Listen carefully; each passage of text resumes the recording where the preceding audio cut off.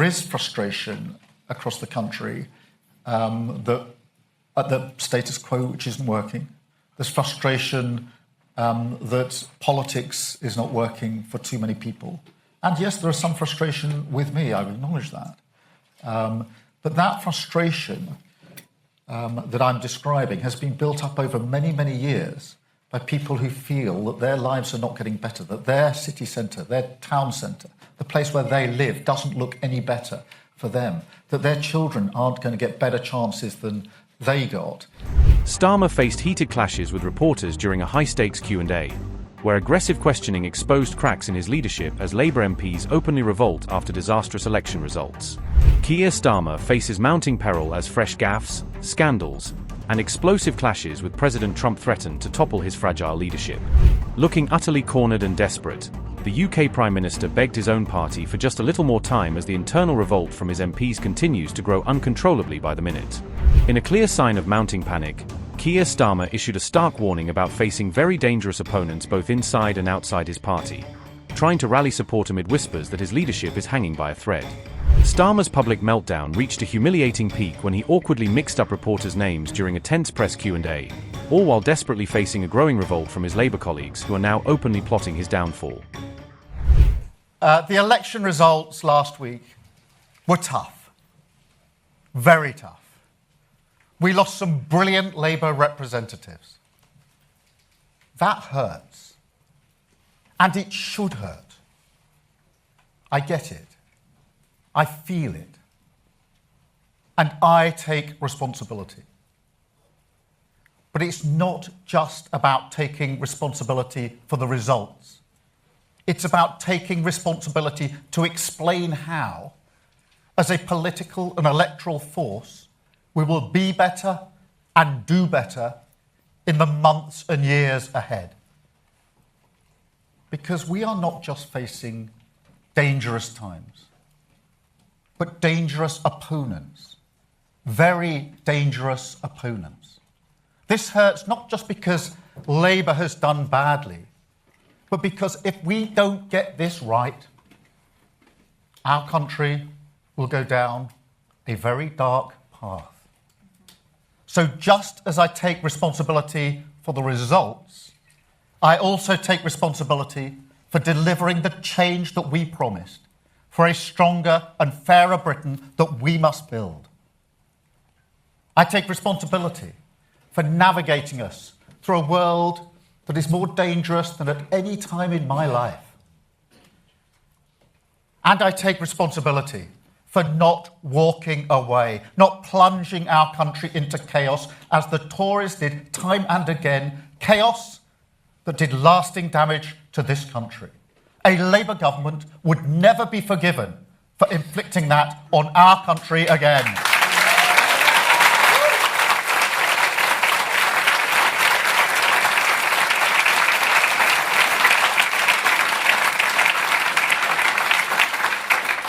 I know that people are frustrated by the state of Britain, frustrated by politics, and some people frustrated with me. I know I have my doubters, and I know I need to prove them wrong, and I will. So let me start on a personal note. Like every Prime Minister, I've learned a lot in the first 2 years in the job.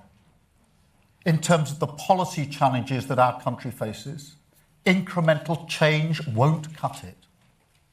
On growth, defence, Europe, energy, we need a bigger response than we anticipated in 2024. Because these are not ordinary times.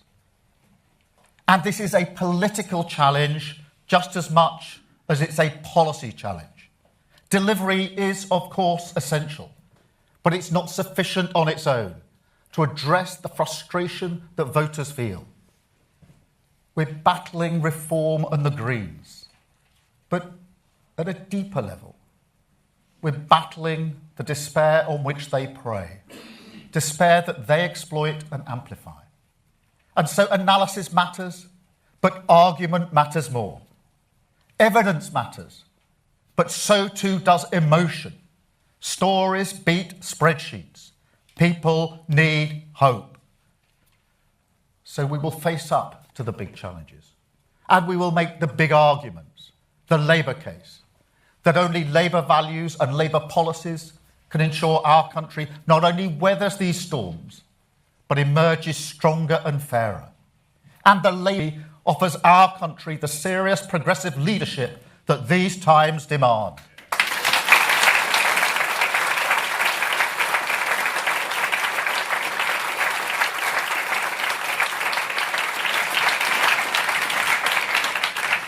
Of course, like every government, we've made mistakes. But we got the big political choices right. I mean, if we'd listened to the advice of other parties, right now we'd be stuck in a standoff with Iran, having been dragged into a war that is not in our interest, and I will never do that.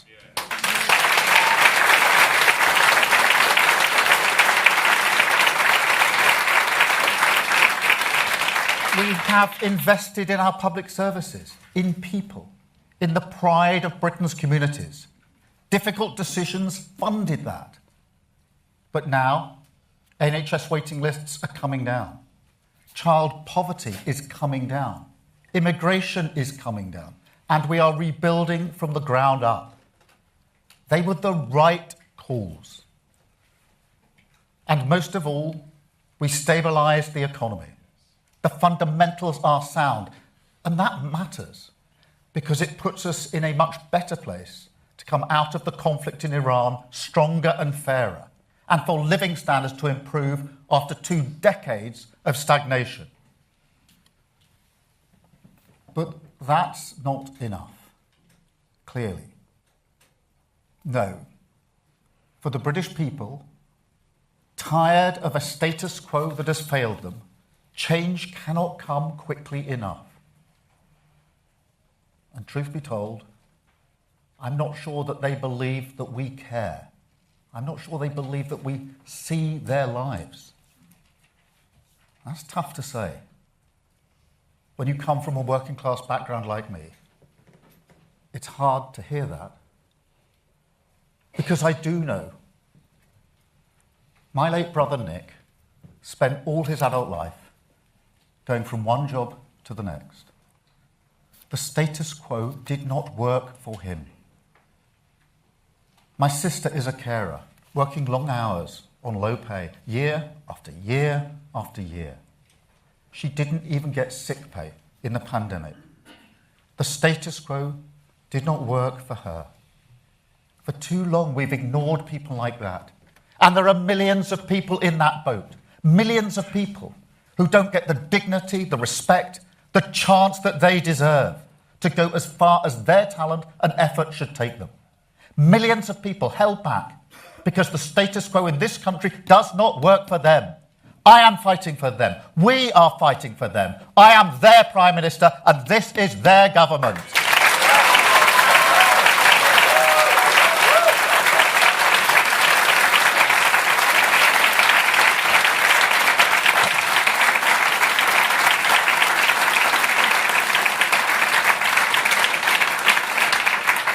Because I know whose side I'm on. I'm on the side of working people just like my sister. People who work harder and harder, but who worry about the cost of living. They're not asking for the world. They just want to do the best for their kids. They want their town centres, the places they care about, to thrive. Their public services to work. And people in power to see their problems.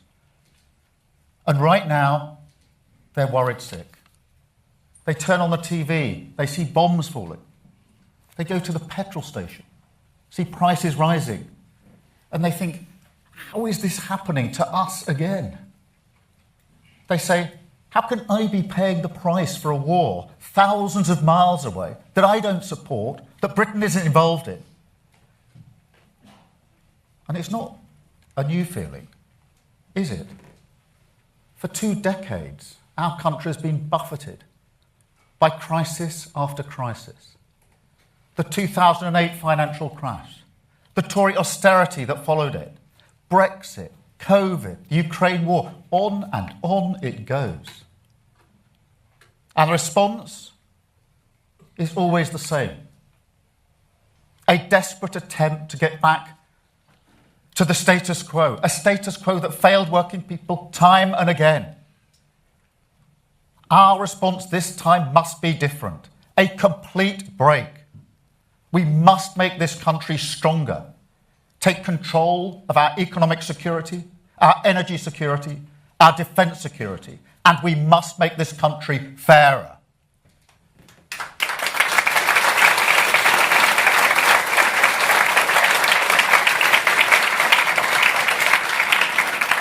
Strength through fairness. That is my compass in this world. It is a core Labour argument. And in the coming days, you will see those values writ large in the King's speech. And you will see hope, urgency, and exactly whose side we're on reflected in everything we say and everything we do. So let me give you 3 examples today, starting with British Steel. Because what we did in Scunthorpe last year is one of the proudest things we have done in government. That plant was hours away from closure, and that is thousands of jobs gone, an entire region decimated, Britain's security exposed. And so we acted. Parliament was in recess, but it didn't matter.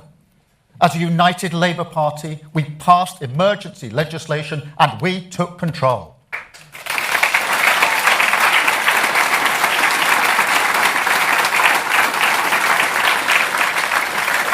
And we must bring that same urgency to everything now, starting, appropriately enough, with Scunthorpe, because steel is the ultimate sovereign capability. Strong nations in a world like this need to make steel. That's why we're backing steel in Port Talbot and across the UK. But in Scunthorpe, we've been negotiating with the current owner, and a commercial sale has not been possible. And now a public interest test could be met. So I can announce that legislation will be brought forward this week to give the government powers, subject to that public interest test, to take full national ownership of British Steel.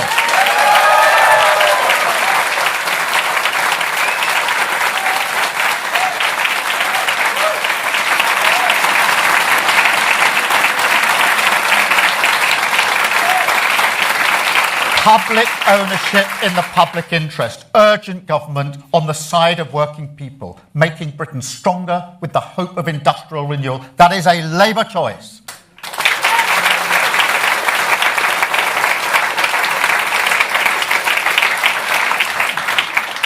Second example, Europe. And I'm sorry, but I need to take a bit of a detour on this, because I want to remind you what Nigel Farage said about Brexit. He said it would make us richer. Wrong. It made us poorer. He said it would reduce migration. Wrong. Migration went through the roof. He said it would make us more secure. Wrong again.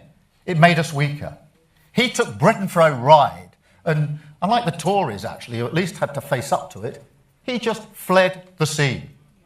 And now he'll talk about almost anything other than the consequences of the one policy he actually delivered. Because he's not just a grifter, he is a chancer.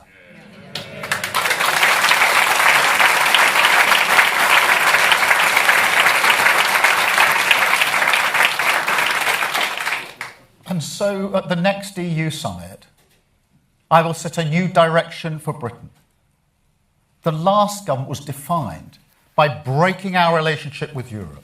This Labour government will be defined by rebuilding our relationship with Europe, by putting Britain at the heart of Europe, so that we are stronger on the economy, stronger on trade, stronger on defence, you name it. Because standing shoulder to shoulder with the countries that most share our interests, our values, and our enemies, that is the right choice for Britain. That is the Labour choice.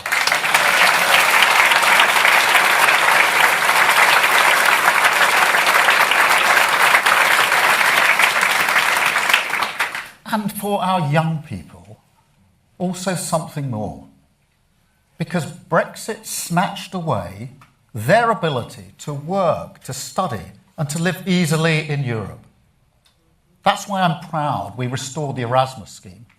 But I want to go further. I want to make a better offer for our young people. Restore that hope, that freedom, that sense of possibility. And so I want an ambitious youth experience scheme to be at the heart of our new arrangement with the EU, so that our young people can work and study and live in Europe, a symbol of a stronger relationship and a fairer future with our closest allies. That is the Labour choice.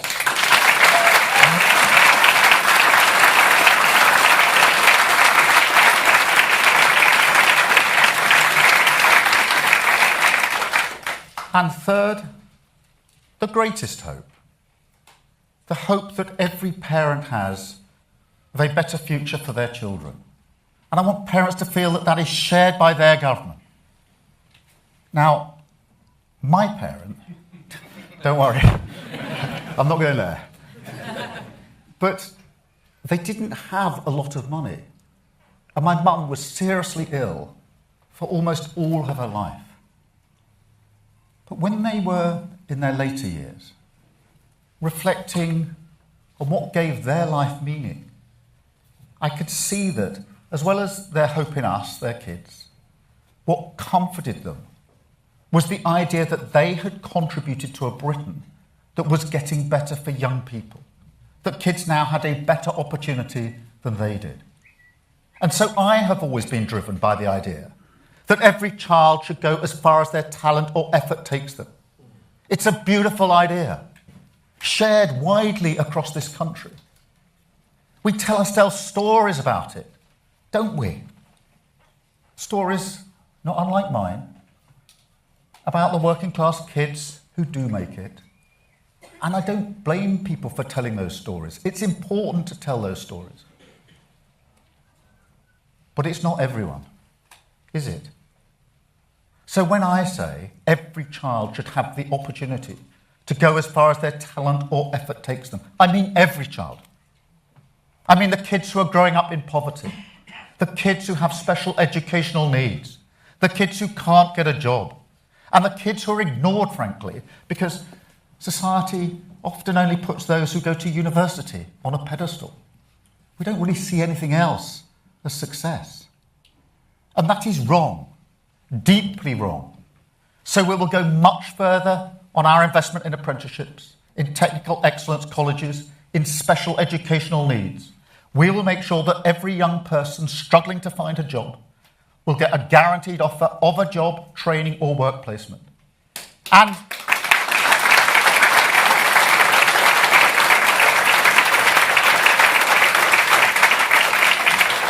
we will go much further with our Pride in Place programme. Back the millions of people who give their time and their effort to young people in their community. We will back them, not just with money, but with power. And we will make sure that kids whose talent lies with their hands, kids who go to college, kids ignored by the status quo, because politicians' kids don't go there, they will finally get the respect that they deserve in a stronger, fairer Britain. That is the Labour choice.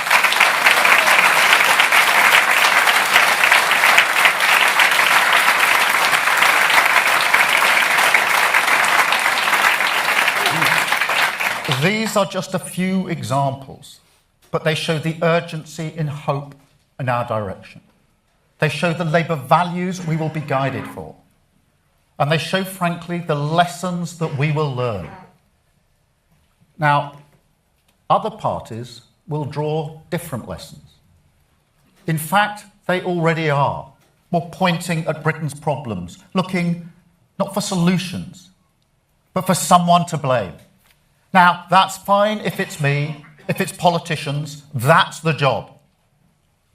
But increasingly, it's not. It's other people in this country. And I don't think that's British. That is not the decency and respect that we are known for. But it's here.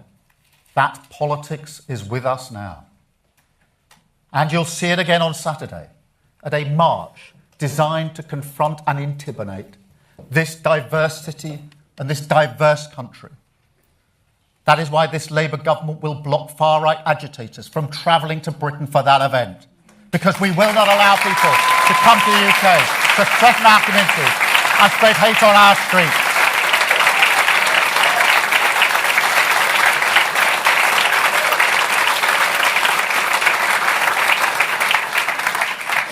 This is nothing less than a battle for the soul of our nation. And I want to be crystal clear about how we will win it.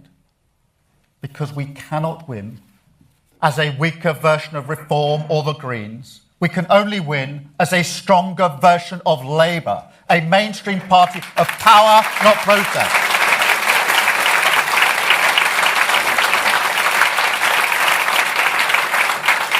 And I also want to be really clear on this, because I will never stop fighting for the decent, respectful, diverse country that I love. I will never give up on the hope we can unlock in this country, the hope of renters for security in their home, of workers for fairness at work, of public services freed from austerity, the hope of European solidarity, of community pride, of the people who paint over the graffiti that is racist, a country taking control of its future, our spirit unchanged, our resolve unbroken, the hope of a country that can and will become a stronger, fairer Britain. That is the hope I'm fighting for. That is the hope we are fighting for. That is the Labour choice. Thank you very much. Thank you.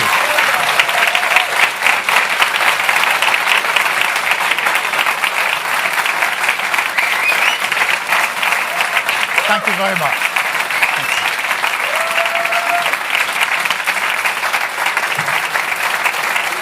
Thank you.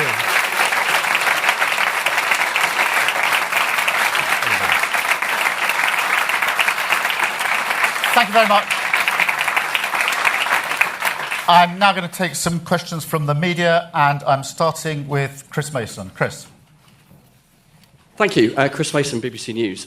Prime Minister, do you think in your gut what you have said is enough this morning? And what do you say directly to those of your colleagues who are weighing up right now whether to back you or to suggest that you should go? And if I may, would you back continuing to block Andy Burnham from trying to return to Parliament? Well, Chris, there's a lot packed into that question. What I'm doing is setting out the response, the direction that we need to take, and the acknowledgement that in the world we live in now, we need a bigger response than 2024. It is a different world, and an acknowledgement that this isn't the first shock the country's been through with the Iran conflict. We've had plenty of those in the last 20 years, but every time the government of the day has tried to get back to a status quo that doesn't work. And we're not going to do that this time. That is the urgent task facing our country. We were elected into office to change this country, to bring about the change that is needed. The frustration that has been spoken about is a frustration of at least 20 years, if not more. That is what we're charged with changing. That is what we will change. In relation to Andy Burnham, obviously, any future decision is for the NEC. Andy's doing a great job as mayor in Manchester. And I actually work really well with Andy, and I'll give you two examples. On Northern Powerhouse Rail, which is really important for the North West. We are working together on that project. But equally, we've stood together to support Manchester, the community, when we had the terrible attack on a synagogue last year. Andy was the first person I phoned, and I went straight to Manchester to work with him on our response. So we work very well together, but the actual decision will be one for the NEC. Thank you, Chris, very much. Beth, from Sky News. Thank you. Prime Minister, back in 2021, when Labour lost hundreds of council seats in the Hartlepool by-election, you thought about resigning as a Labour leader, explaining, and this is quoting you, "I didn't feel I should be bigger than the party." But these results, this moment, is so much worse than then. You've lost nearly 1,500 councillors, 40 councils, you've lost Wales. Haven't you, for one moment, thought you should step aside in the interests of the party and country? And if you haven't, why haven't you? Thank you. Well, thank you very much, Beth. I think what we witnessed with the last government was the chaos of constantly changing leaders. And it cost this country a huge amount. A huge amount.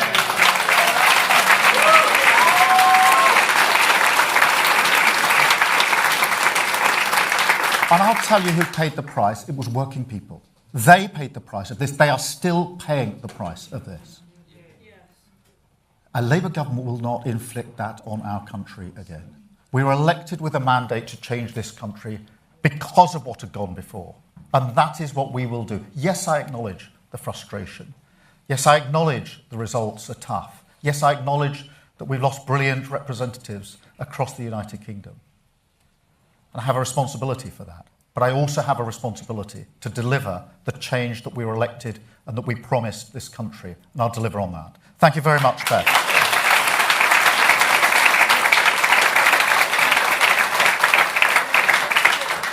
What did Victoria, what's Vic said to you this weekend?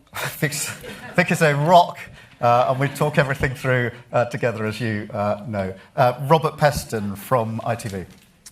Prime Minister, these were arguably the worst election results for Labour in 100 years.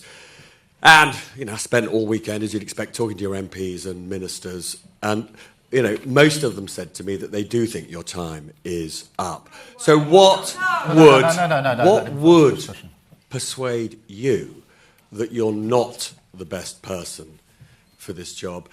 And just on this issue of this is no longer the time for incremental change, when you were elected, we'd had 15 years of no growth.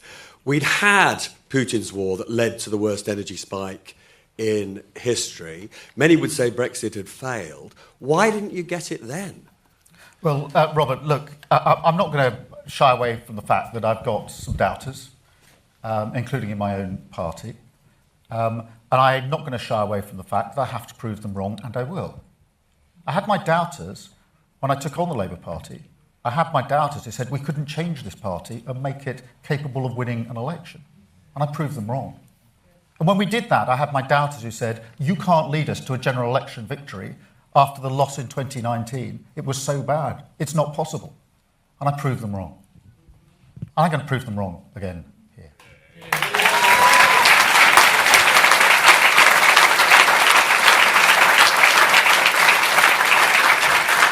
I also feel a deep sense of personal responsibility to deliver on the mandate that we won at that 2024 election. The first Labour government for 14 years that had to come in and clear up the mess and build a better Britain. That is what I came into politics to do, and that is what I will deliver. Thank you very much. And Robert, the second, on the incremental. Look, you heard what I said about Scunthorpe. This is an example of the urgency and the pace and the type of decisions that we need to make. The same with Europe. A bigger response, a bigger argument that has been made before, because we're living in different times. The Iran war comes on top of all the other crises we've faced for 20 years. We have to learn the lesson. Every single time in the past, we've simply tried to get back as quickly as possible to a status quo that didn't work. We can't do the same again. That's why we need a bigger response. Thank you very much, Robert. I've got Catherine Foster from GB News. Catherine. Thank you, Catherine Foster, GB News. Prime Minister, the Labour Party was founded to represent the working class, many of whom voted for Brexit because they felt left behind. You've said yourself that the status quo is not working, but you're standing here in London and you're promising more Europe. You lost so much of your core vote in the Red Wall, in Wales, in Scotland, because working class communities feel that the Labour Party has abandoned them and that you don't get it. Are they wrong? Well, Catherine, thank you very much. On Brexit, the reason I reminded everyone what Nigel Farage said is because that was the promise he put to the country. That we'd be stronger, we'd be richer, we'd have lots of money for the NHS, immigration would come down, and it all proved to be false. And he doesn't take any responsibility. He's not going back to the country now saying it was a good thing, you've all benefited. He'll talk about almost anything else apart from the consequences of the one thing that he delivered for the country, Brexit. He doesn't want to talk about that. And there's a reason for that. It didn't help working people. It turned out what he said wasn't true. And that's why he doesn't want to talk about it now. But we have to talk about it now, because we have to address the situation we're in. We have to give this country a stronger economy, a stronger defence and security set of arrangements, given the world we are living in. And that's why I said what I've said about being closer to Europe, and this government being defined by bringing Europe back together again, and Britain at the heart of Europe. Thank you very much, Catherine.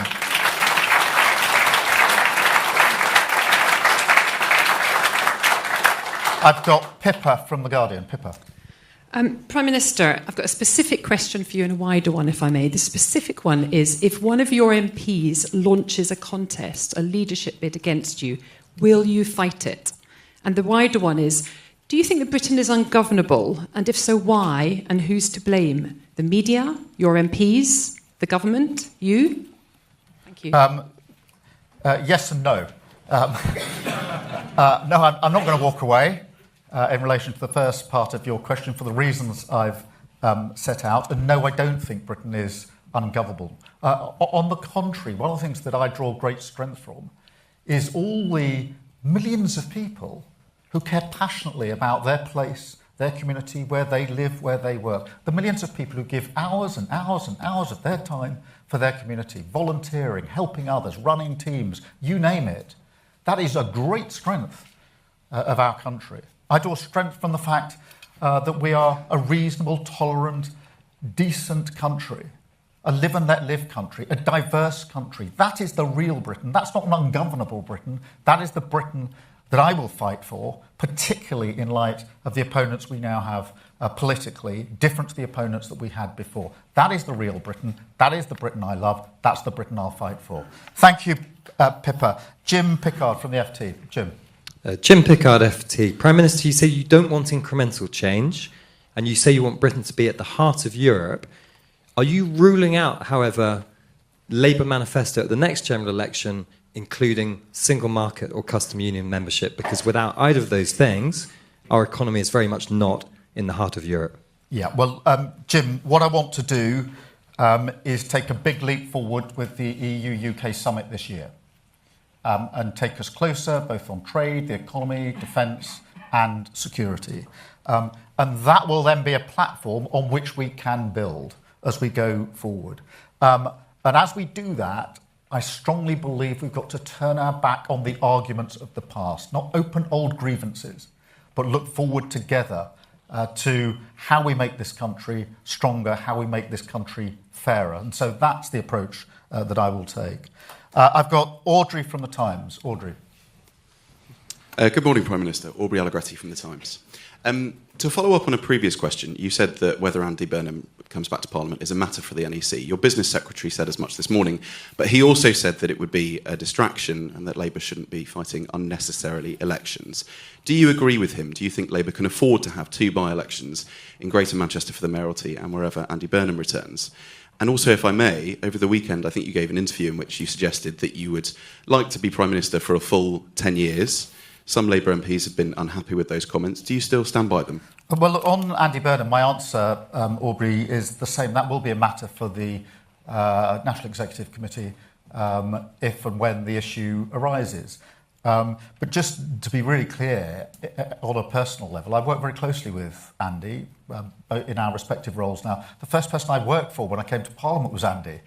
He wanted me in his team in the Shadow Home Office. I wanted to be in his team in the Shadow Home Office. So we work very well together. We'll continue to work very well together. If the issue arises, it'll be a matter for the NEC. On the decade, look, what I'm doing is spelling out the scale of the challenge that we face. It's the same argument I was making before the election, which is after the damage of the last government, it will take time to clear that damage up and to build the better, stronger country that we need. And that's the decade that I've been talking about. Look, do I recognise that we've got to turn this around? Yes, of course I do. Do I realise that we've got to respond to these elections in the way I've set out in the speech I gave a moment ago? Yes, of course I do. And what I've done today is set out how I intend to address that task. Thank you very much, Aubrey. I've got Sophie from the Mirror. Hi, Sophie Huskisson from the Mirror. Thank you, Prime Minister. So do you agree with Angela Rayner that this could be your last chance to change course and save the Labour Party's future? And do you think the party should move more to the left to become, as you put it, a stronger version of Labour? And if I can just ask as well, since the losses in Wales and Scotland, have you spoken to Eluned Morgan and Anas Sarwar, and what was said? Thank you.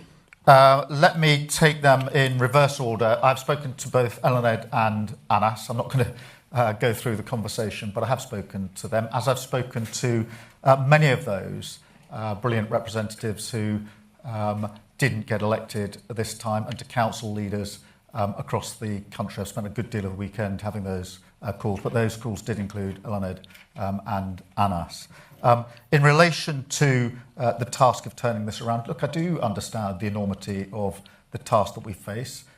We inherited a terrible legacy from the last government.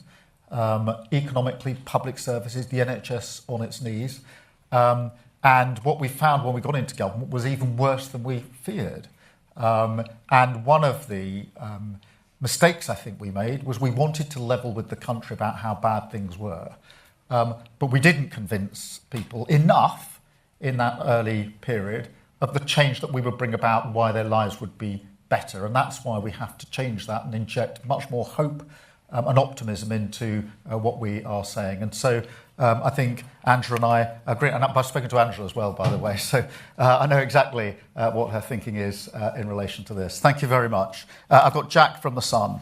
Thank you, Prime Minister. Jack from The Sun, just on that point, when you did speak to Angela Rayner, did she rule out ever launching a leadership challenge against you?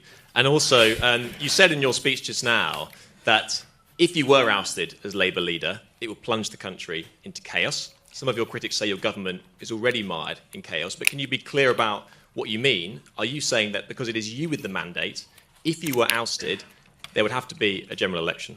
Well, Jack's a lot bound up with that. I did speak to Angela. I'm afraid I'm going to disappoint you by not going. I've spoken to Angela many, many times, by the way, in the last few weeks. We are friends. We get on very well. But I'm not going to go through each and everything that we discussed in those calls. But on this question of chaos, look, the question whether if a government constantly changes its leadership, the question whether that damages the country is not an academic question. It's not something that you study at university and go through various theories. We tested it. We tested it to destruction under the last government, and it inflicted huge damage on this country. A Labour government will never be forgiven if we repeat that and inflict that on the country. And that's what I mean when I say I'm not going to plunge this country into chaos. Jason from the Mail. Thanks, PM. That was a heartfelt speech. Your own MPs, though, at the end of last week were saying that you were detested on the doorstep. Those are their words. They said that people are no longer listening to you and that it doesn't matter how many heartfelt speeches you make, your unpopularity is dragging this government down. In those circumstances, don't you owe it to them to step aside and give someone else a go at keeping these forces of darkness at bay? Well, look, I acknowledged, Jason, a moment ago, there is frustration across the country that at the status quo, which isn't working. There's frustration that politics is not working for too many people. And yes, there is some frustration with me, I acknowledge that. But that frustration that I'm describing has been built up over many, many years by people who feel that their lives are not getting better, that their city centre, their town centre, the place where they live doesn't look any better for them, that their children aren't going to get better chances than they got. That is what's driving that frustration. That is deep, that is political, that is the challenge we have to rise to. I mean, it's not a frustration that can be just cast aside easily. It's deeply bound in the status quo that has failed for so many years. And that's why we have to turn that around. And I've got Bethan McGinley. Hi. Bethan. Hi. So you've talked a lot today about giving young people hope again. But for many young Britons, things like home ownership, secure work and financial stability still feel further away than it did for previous generations. Why should they believe that this government can reverse that? Well, I think it's such a good question because I think young people have been very badly let down, whether that's on opportunities at work. We've got the best part of 1 million people, young people not in work. That's going to have a huge impact on them for the rest of their lives. People who can't get on the housing ladder very quickly or at all. And we have to instill the hope in them. We do that by changing what we're doing to help people get into work. We do that by taking better protections for renters. Too many young people are spending a lot of their income on rent, therefore they can't save their money to pay for a deposit. We're changing that with the Renters' Rights Act, which came into force just a week and a bit ago. And we're changing that with the hope of a better future and the sense in which they will be able to work, travel and study in Europe in a way which hasn't been possible in recent years. And in the end, those young people are our hope, because that's why I gave the example of my mum and dad. And it's a very real example because I think very many people, when they get towards the end of their lives, do reflect and say, what was my life about? And for my mum and dad, in material things, they didn't actually have a lot to show for their lives, but they had this deep comfort. I could really feel it, this deep comfort inside, that they, my mum and dad, Rod and Joe, that they had contributed to a country where the next generation would have better chances. That is the real hope and optimism in young people, and that's where it resides with me, because I think, as I said in the speech, that's the greatest hope of all. So thank you very much for that question. Thank you all very much. Thank you.